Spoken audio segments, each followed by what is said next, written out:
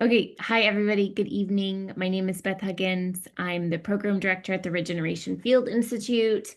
We're an education institute, immersive education institute in Ecuador, and we host about 200 students per year on immersive learning programs that focus on community service, on environmental leadership, on STEM-based hands-on learning, and cultural immersion.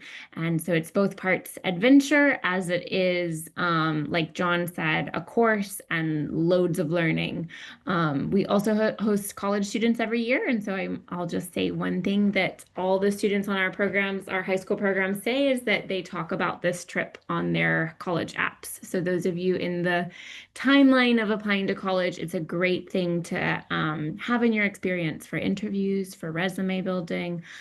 But more than that, you're going to learn so much. And so I'm joined here. We're going to say this for the recording again, but this is Mr. Grech. For those of you that don't know him, he's a history teacher at Annalee that's been partnering with our institute for several years, taking groups of students from Annalee to Ecuador, to Peru, and really leading this effort to get students involved in awesome work around the world. Thanks for everybody joining us tonight. I'm going to share my screen. Let me know when you guys can see it. Can see? Okay. So this is the adventure to the Amazon rainforest with Annalee High School. So first, who's the Regeneration Field Institute? Because that is your host organization. So we were born out of the 2016 earthquake that struck coastal Ecuador. Our founders, one of which is from actually Sebastopol. He's a graduate and alumni of Annalee High School. And so for some of you that are here, he spoke to your classes last week. Lucas Ocean and his wife Raisa, who's from this province of Ecuador, coastal Ecuador. They were doing reforestation work in 2016 when the earthquake hit. And it was kind of this pivotal moment of like, okay, well, an earthquake destroyed thousands of homes. And so we need to do something in response. But what do we do? And when they started to learn about the volunteering after the earthquake and the community service, they learned about bamboo construction. So they launched a bamboo construction initiative. And soon after that, realized that a lot of disasters really stem from this environmental degradation. And so in order to really understand and solve the environmental issues that coastal Ecuador faces, they decided to start the institute. And they have a farm, a 70-acre farm in coastal Ecuador, and we host programs at that farm in the Amazon of Ecuador at our partner university called ICIAM. And then we also host programs in Peru, really understanding what different bioregions struggle with, studying different types of ecosystem restoration services. How do we recover the environmental degradation that has happened? And what are some of the solutions, the innovative solutions that our young people can really take forward into different industries, whether it's carbon farming and increasing carbon matter in the soil, or different types of reforestation, or different ways in which technology can advance different agricultural practices or building practices. These are kind of the main questions of our institute. So we've been a study immersive host for nearly 2,000 students, actually over 2,000 students, since 2016. We host about 200 students, 250 students per year, most of which are university students, and then we save 5 high school slots per year for our high school programs. So we're really excited that Annalee is one of those, and we love having Annalee students on our programs, on our trips. I was with John, with Mr. Grech in 2024 in Peru with a group of students. That was just awesome.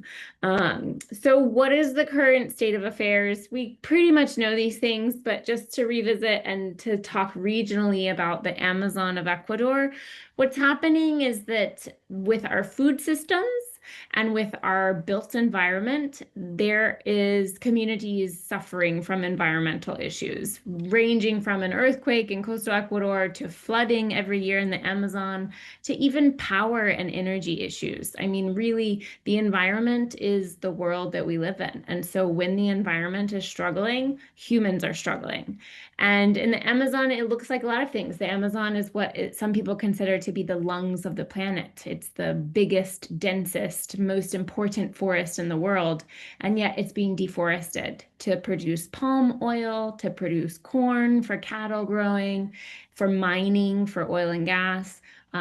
Right now, there's a huge effort in Ecuador to establish regions of the Amazon that can be permitted for mining precious metals, which is like, everything that makes up our cell phones or our electric cars that we drive.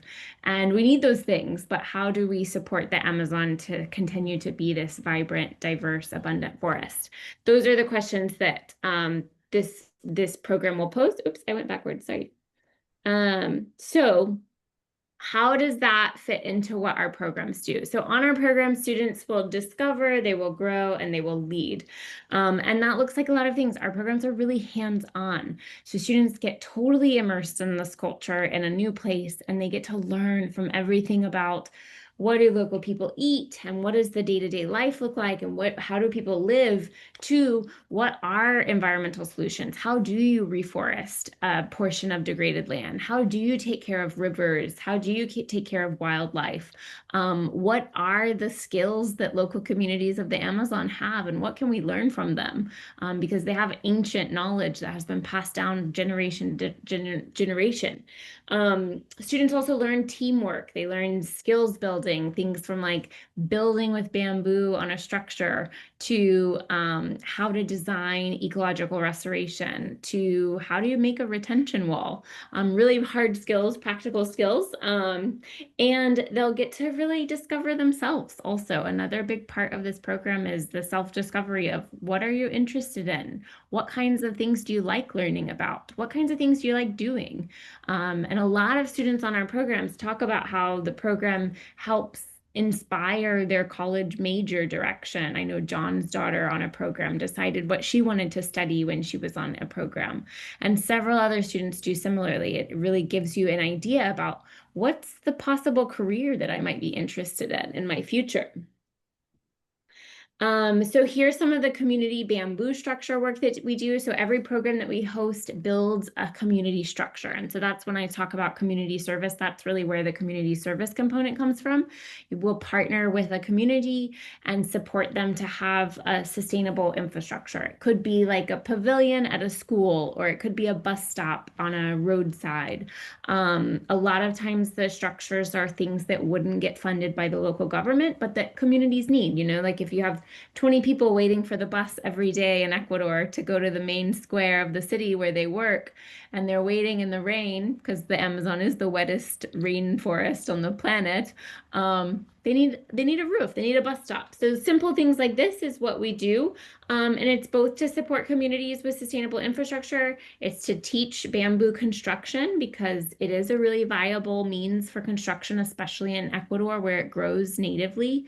And to teach students about engineering and architecture. We also do regenerative agroforestry. This is both to try to demonstrate what's an alternative to monoculture in Ecuador, especially, like I mentioned, the Amazon is currently being deforested by mostly palm oil plantations or cattle farming. So we're trying to showcase a viable alternative to those. And both regenerative agroforestry is proven to be more profitable than cattle and more profitable than monoculture. It's just a matter of changing practices. So we work with professors at the university in the Amazon to partner with communities and do education and workshops on regenerative agroforestry. And students, when they're on programs, they get to look at those systems, study the systems, help us implement new systems in new communities for demonstration, and learn about regenerative agroforestry. The program is full of interdisciplinary workshops. So both practical, hands-on, as well as theory-based. So we'll learn from anthropologists, wildlife conservationists, soil scientists, water specialists, looking at different challenges and looking at different problems. Our field instructors have a wealth of knowledge and experience from these types of programs and all of the research and work we do year-round. So students really get to be immersed in different bioregions and different settings on the program, learning from communities, learning from our field expert instructors, and being able to discover. Ecosystem restoration, this is another part of the program. So I mentioned earlier that we'll do retention wall support or river cleanup, or sometimes it's planting a riparian zone, which is like the edges of a river. It's really important for water erosion, to have vibrant forest along the edges of a freshwater river.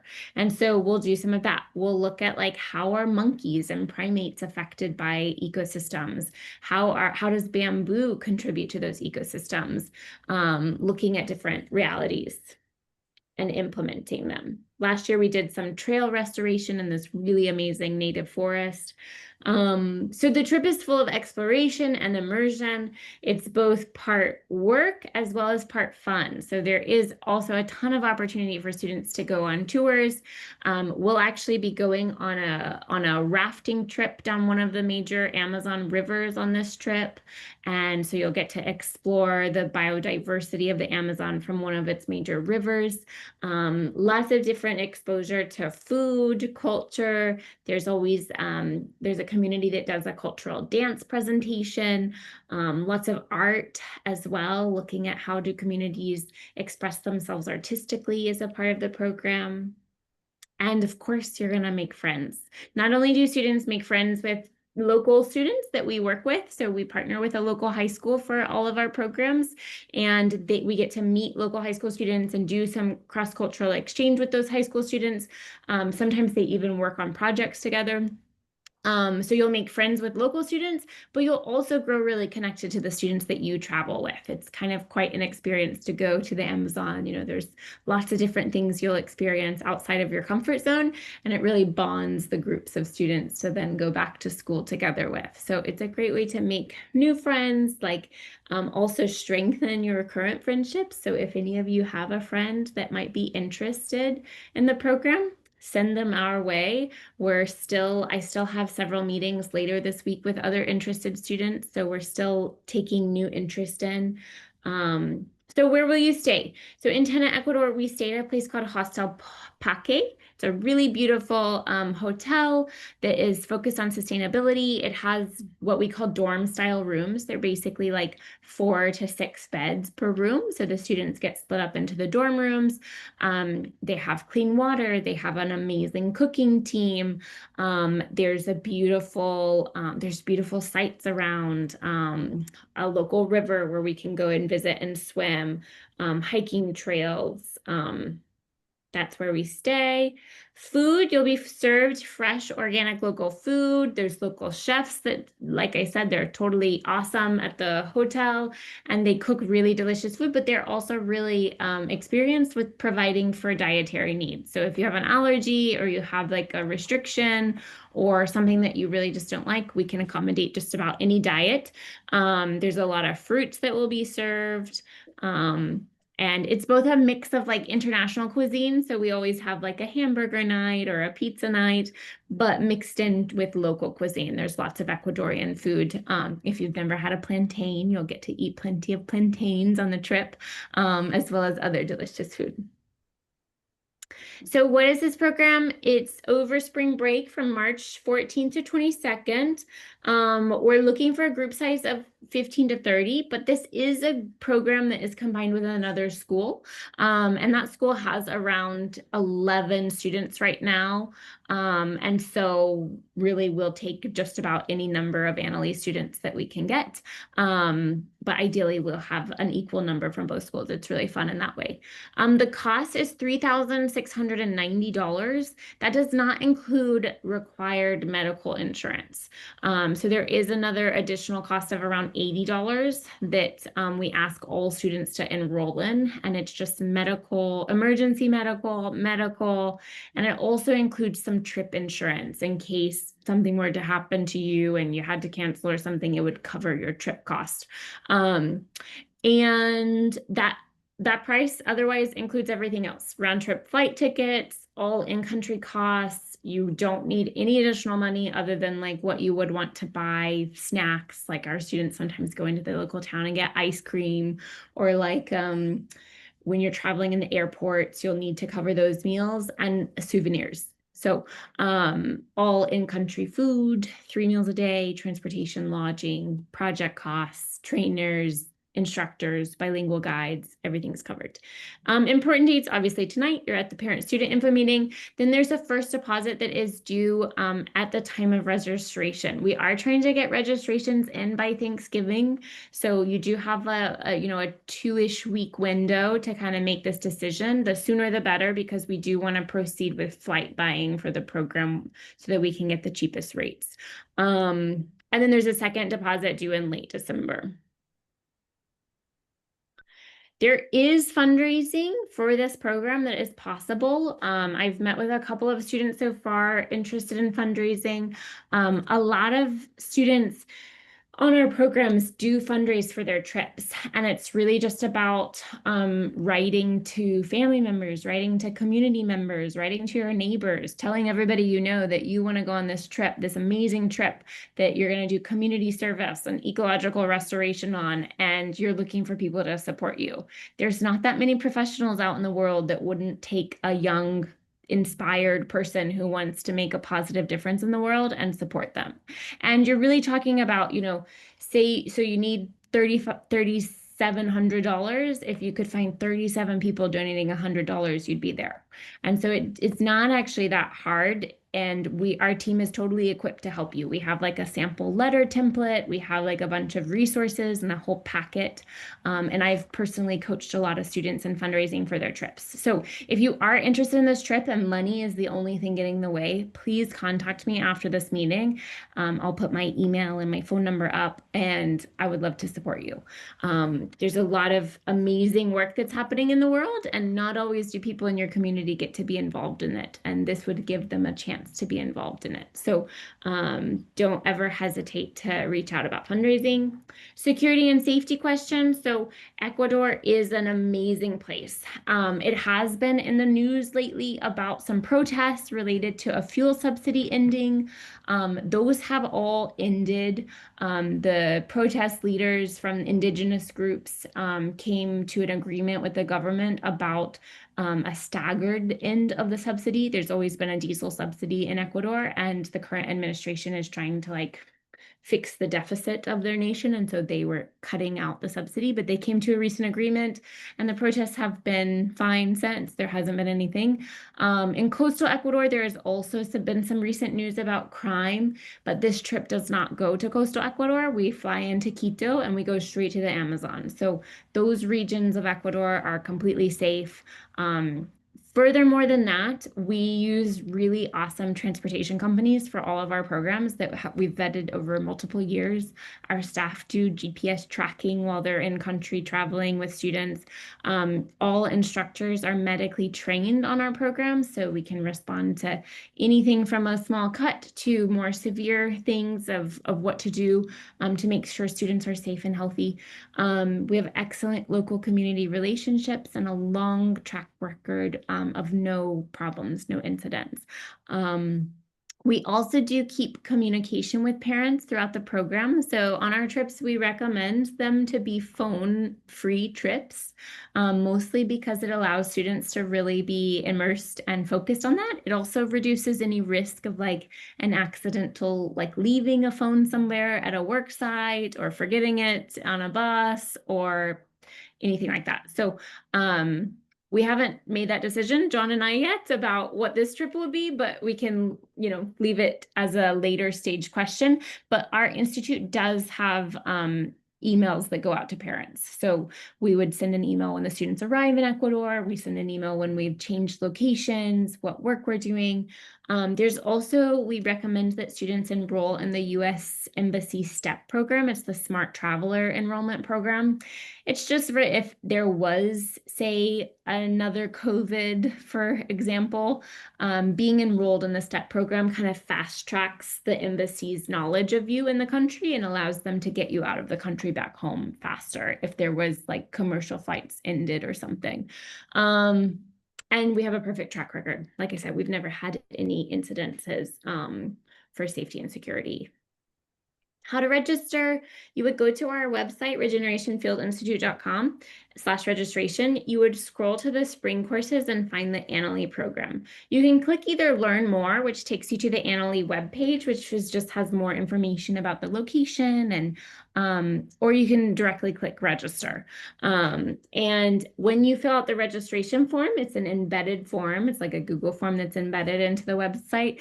There's a payments processing system right after that. So you can submit your first deposit after registration. Um, and that is all I have. I am open for questions. Um, yeah, Could I add a yeah, few please. things that you didn't Yeah, mention?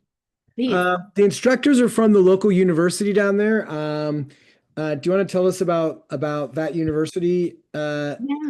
Thanks, John. Yeah, so Ikiam University is a university in the Amazon antenna where we go on this program and where we stay. It's a really amazing, renowned public university in Ecuador, because it was directly founded with the kind of essence that all of the research, all of the departments are focused on environmental issues in the Amazon. So instead of an architecture department, they have a sustainable architecture department.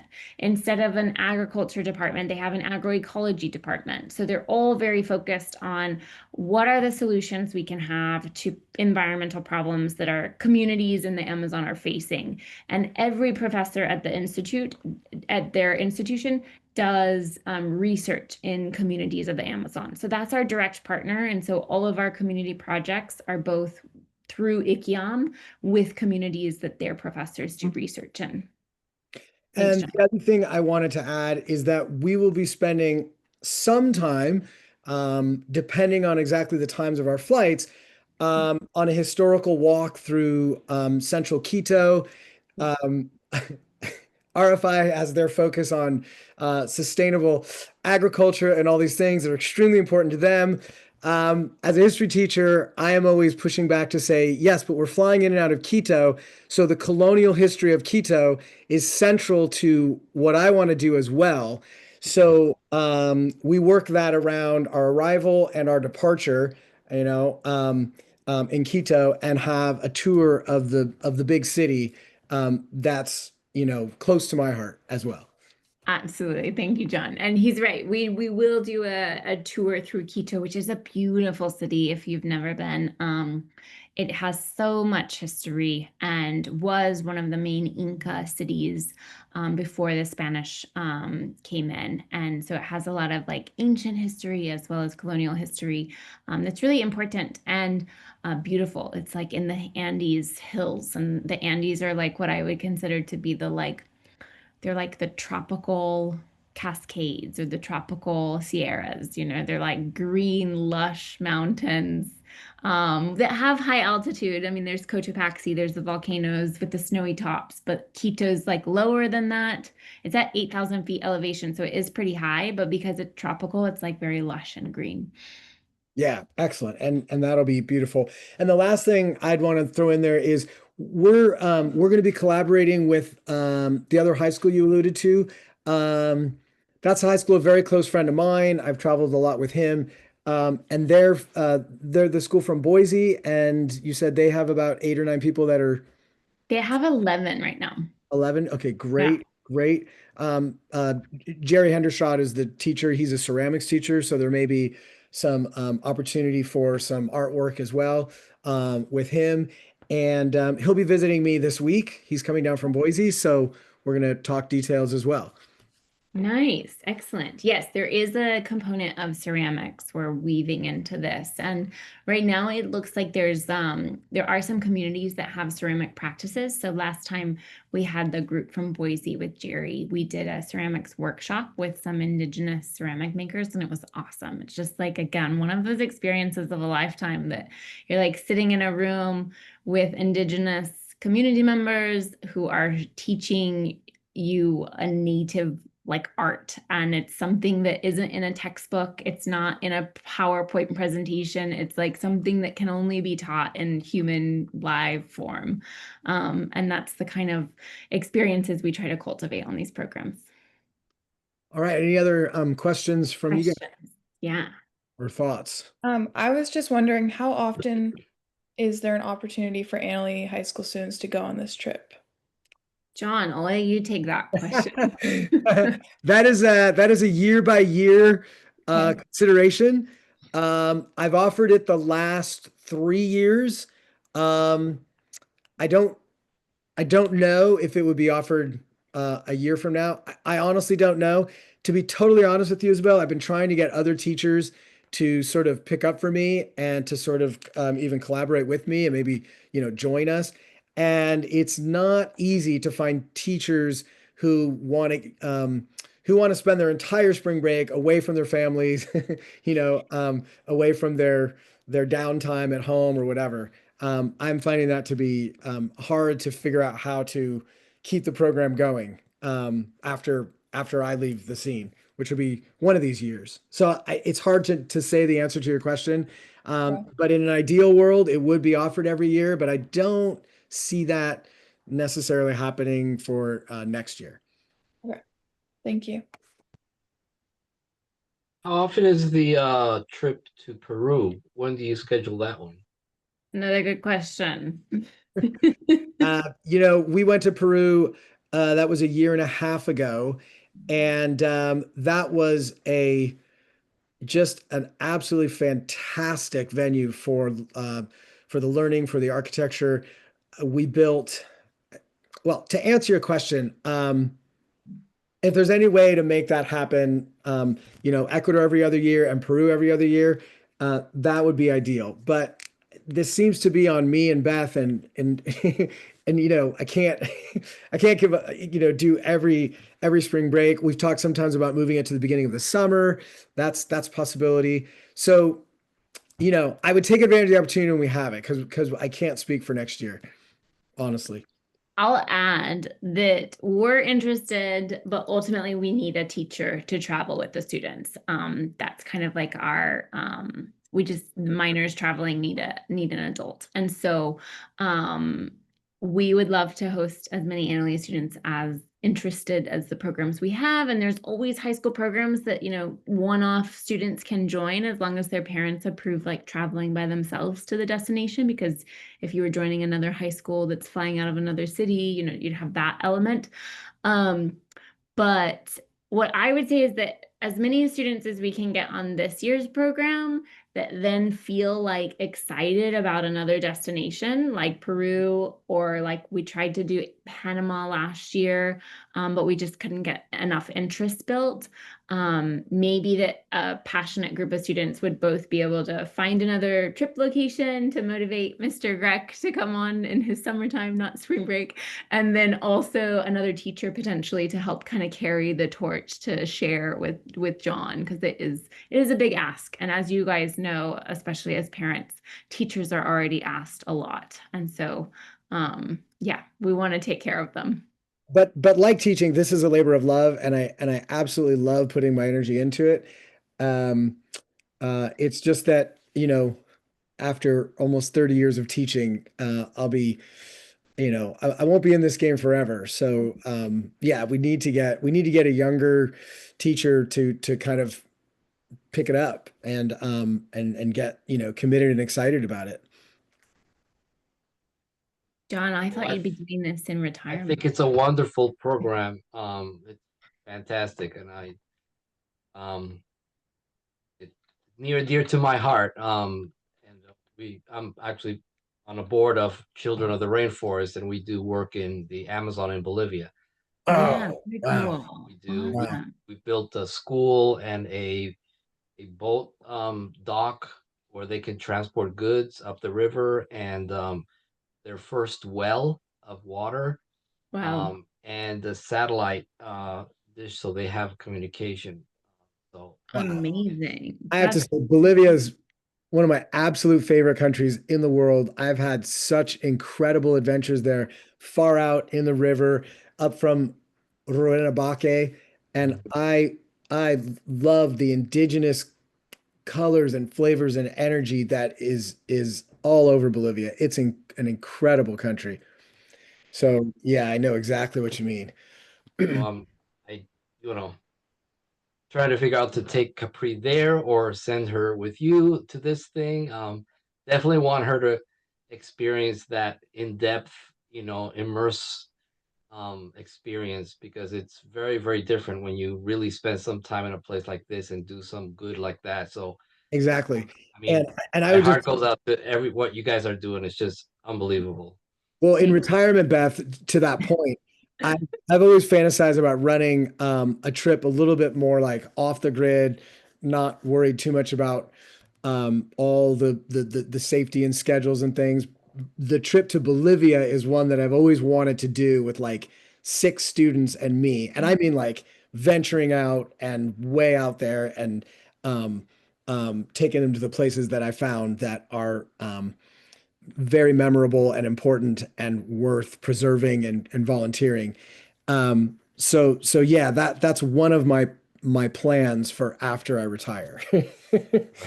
So here's the ultimate master plan. Okay. Leo and Capri, you guys joined the Ecuador trip. Isabel, you too, new and you also. And then they've got Ecuador on their belt. We could do Peru next year, John. And then you retire and you do Bolivia. And these three could be, 3 of your 6. Yeah, very possible. Very possible. Any other questions? Um, Thanks, Leo, for your comments. Really. yeah, just I know that you fly out to that area from Quito. So you actually drive. So it's Right. 3 hours from Quito. And so they consider it to be the gateway of the Amazon because, of course, you could take days on rivers and get to further deeper places. But this is like really the edge, the closest you can get to Quito, the furthest you can get, from Quito to the Amazon. And it is this incredible you fly into Quito at 8,000 feet and then you kind of like enter the Amazon basin so you can see its expansiveness. Our founder once talked about, Lucas once said it was like what he felt like astronauts, the first astronauts in space felt like when they looked back at the Earth and they saw this like beautiful blue-green planet that's ours. It kind of has that feeling of emotional pull when you drive into the Amazon from 8,000 feet elevation from Quito. Yeah, no, that experience, I'm not going to go into it, but it is one of the most incredible experiences when you drive from La Paz, 16,000 feet, and you end up below sea level. And as you drive from dryness, where it's the driest place in the world, to most humid place in the world in a matter of 4 hours. And Uh, every time, every mile, the leaves get bigger, and it's just it's one of those Exactly. things you can't explain it. You have to experience it. So yeah. Yep, Exactly. that's right. That's right. Well, thank you very much. This is Yeah. really fantastic. So to answer your question again, it's a 3 hour bus ride from Quito. So like John said, we usually flights get in an evening time. So what we usually do is we'll stay at a hotel that first night, let everybody kind of recover from the travel day, wake up, do Centro Historico tour of Quito, and then we head to Tena in the afternoon. Thank you, Beth, very Yeah, of much. course. Of course. Thank you, Mr. Greg. All right, you guys, my pleasure, and I hope it comes together. It sounds like we've got some people from Boise, so if we can get, I don't know, 5 or 6 or 7 to sort of um, get in, then we'll move ahead, right? Yeah. One last question. What is the Spanish situation like? Do we get lots of opportunities to practice Spanish? Tons of opportunities. And you don't need to know that much to come on the program. So I get 2 questions usually. I get one, like, what if I don't know any Spanish? That's okay. We do have bilingual guides and you'll be okay. It'll probably motivate you to learn Spanish. But the second question is if you know some Spanish, it's a great opportunity to practice. Everybody will speak Spanish in the Amazon. They they are Spanish speakers as a second language because all of them speak Quechua first. And so they even speak like more slowly than like what I would consider Spanish speakers in the continent of South America speak like. So it's a great place to practice. There's super hospitable speakers in terms of like practicing and, getting comfortable with the language. And you'll have lots of opportunities because all of the communities we partner with will speak Spanish and only Spanish, or I mean, only Spanish and Quechua. So that will be your only common language. So to talk to students, to talk to community members, to talk to our instructors, everything can be in Spanish. A lot of our instructor workshops will be in English just because some students on the program don't speak Spanish, but there's always a bilingual aspect that they can do as well because all of our instructors are Spanish speakers. Okay, that sounds great because I know a fair amount of Spanish and would love to get to practice it more. It's great. Yeah, it's an awesome, awesome way to do so. You will be having full-on conversations in Spanish as you choose. And Beth alluded to the people that will be working with us are locals. They initiate some of the projects, and they're bilingual in my memory, and so they're more than happy to be patient with you and to speak with you in Spanish. And I just find that's the way to learn a language. Maybe you learn a little. Imainaya Walegia. A little Yes, Quechua. exactly. Too. Newen, any questions from your side? Not really. No? Okay. All right. Well, I'm going to head off. Thank you guys so much. Yeah, Talk thanks, to you, and I everyone. hope we get it together. Yep, you. I'll follow up with each of you. I'll send like an email just thanking you for your time. And if you have questions, you can respond to that email. It'll have my phone number there as well. So I think I've got everybody's contacts here. So thanks Awesome. everybody for joining. Thanks, Mr. Greg. Thank you so much, Beth. Thank you. All Okay, right, thank you. bye. Good night. Good night. Right.